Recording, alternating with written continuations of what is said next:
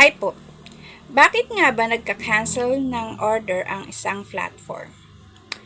Ang mga reason kung bakit kina-cancel ng platform ang order is dahil sa request ni buyer. Bakit nga ba nagka-cancel si buyer ng order?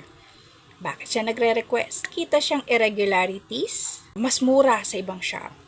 Kaya siya nagre-request ng cancel. Next reason kung bakit kina-cancel ni platform ang order, because si seller naman ang may request. Kasi may mga damage yung kanyang item, out of stock na siya. Request ng cancellation si seller sa platform.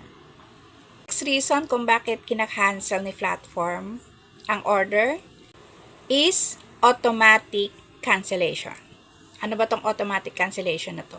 Kapag si seller hindi pa na-arrange yung order ni buyer within the time frame. O ilang beses ba dapat i-notify si seller para ma-arrange ang shipment o order ni buyer? Hanggang 3 beses lang. Kapag nakatatlong beses na si seller na nakatanggap ng notification at hindi pa rin niya talaga naaayos yung shipment ni buyer, automatic cancellation na yun. So, ang gagawin ni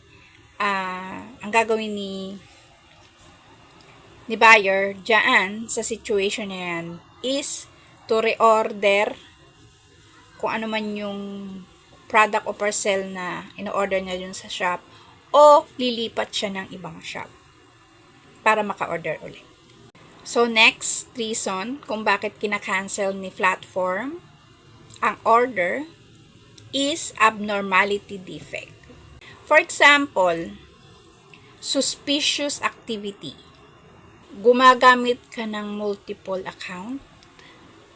Ilang beses mong ginamit ang voucher.